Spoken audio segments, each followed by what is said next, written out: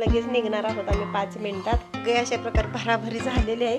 काम होतं. मग आईला खूपच वाईट वाटतं. कुठलीही लेक जाऊ दे तिचं म्हणजे प्रत्येक वेळेला डोळं पाणावलेलंच असते ती. घरी आलोय. दिवसभरचा प्रवास करून खूपच कंटाळा आला. आता घरी येऊन श्री जेवण वगैरे बनवायचं. हो हो हो चला. ध्रुव ए ध्रुव ध्रुव चल bye bye. Sai bye bye. तुझं येडा या लवकर जवळ सोडा चल. हा घरापाशी सोडल म्हणून. नमस्कार. तर अजून एका नवीन व्हिडिओ आपल्या सगळ्यांचे मनापासून स्वागत आहे. तर कालचा कार्यक्रम खूपच मस्त झाला आईच्या वाढदिवसाचा. आता सगळी पाहुणे वगैरे गेले. सकाळी सुद्धा राहिलेले चालले ते. अजून एक बहीण आहे जिंतीची तीही जाणार आहे. आता आमची तयारी चालल्या जायची कारण आमची ट्रेन आहे 11ची मसूर स्टेशनवरनं. आणि आपल्या कालच्या कार्यक्रमाला जी पोरीने डेकोरेशनमध्ये फोटो वगैरे वापरले होते ना ते कालच मस्तपैकी इथं असं भिंतलेत. अशा प्रकारे छानपैकी पोरांनी इथं फोटो अरेंज केले ते भिंतीवर. तर मस्त दिसते ते एकदम.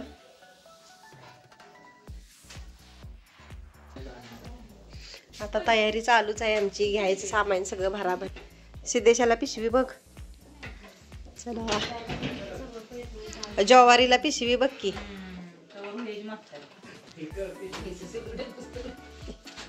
काय व्हायचं. 10:15 झाले. तर आमची सगळी तयारी झाली आहे गावाला जायची. म्हणजे मुंबईला मुंबईला निघायची. आता मसूर स्टेशनवर जायचं आहे इथून. तर आता लगेच निघणार आहोत आम्ही 5 मिनिटात. सगळे अशा प्रकारे भराभरी झालेले आहे. एक गुणी बाहेर आहे. हा काय भरताय त्या पिशवीत आता करा.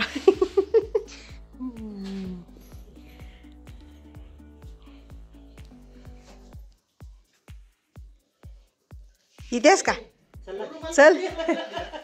खरंच इतकी वर्ष झाली अजूनही माहेरात नाही यायचं म्हटलं ना की भराभरीला सुरुवात झाली की मन अगदी भरून येतं. कधीही आम्ही माहेरात जमलो ना की सगळ्या बहिणी एक जागी येतो. सगळ्या बहिणी आम्ही परत कधी यायचा हा विचार करून आपोआपल्या घरी निघतो. आणि गजबजल्याला घर एकदम रिकाम होतं. मग आईला खूपच वाईट वाटतं. कुठलीही लेक जाऊ दे तिचं म्हणजे प्रत्येक वेळेला डोळं पाणावलेलंच असते ती. आता बघा 10 मिनिटाचा प्रवास करून आम्ही पोचलो मसूर स्टेशनला. आणि तिथं आमची गाडी 11:15 वाजता येणार होती पण ती खूपच लेट झाली. 11:15 वाजले तिला स्टेशनवर यायला. मग आम्ही तिची वाट बघत असं बसलेलंच होतो. चाललो मुंबईला चला.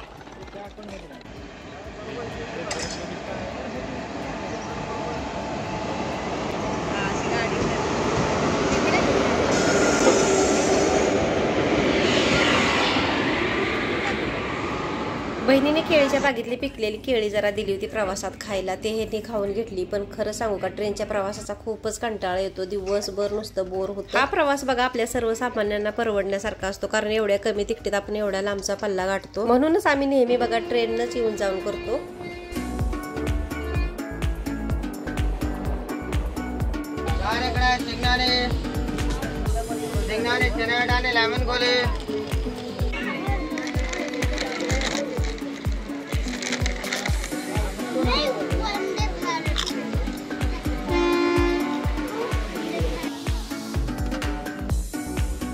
शेवटी बघा 7:15 वाजता कल्याण स्टेशनला ट्रेन आली. मग आम्ही तिथं उतरलो. तिथून आम्हाला लोकल ट्रेनने परत पुढे दिव्याला जायचं होतं. एवढं वजन घेऊन ब्रिज वगैरे चढण्यापेक्षा आम्ही तिथेच उभं राहिलो कारण त्याच प्लॅटफॉर्मला लोकल लागणार होती.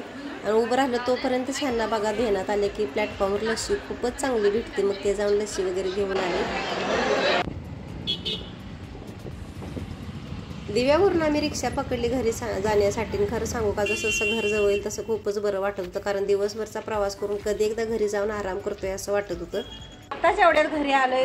दिवसभरचा प्रवास करून खूपच कंटाळा आला. आता घरी येऊन श्री जेवण वगैरे बनवायचं. जेवणात आज खिचडी भातच बनवणार आहे. 5 माळ चढून हे बघा सामान वगैरे सगळं इथंच टाकून शिनी गप्प पडले ती.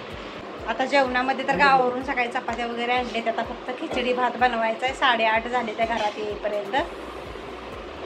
आता जेवणाची तयारी चालू आहे. तुम्हाला कांदा टोमॅटो वगैरे चिरून देतो. तोपर्यंत इकडे मी मूग तांदूळ वगैरे भिजत घालून घेणार आहे.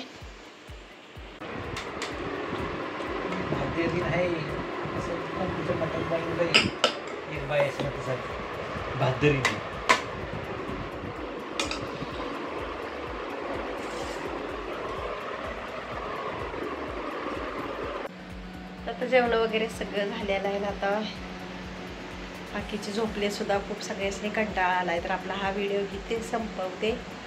चला भेटूया पुढच्या व्हिडिओमध्ये. धन्यवाद. शुभरात्री.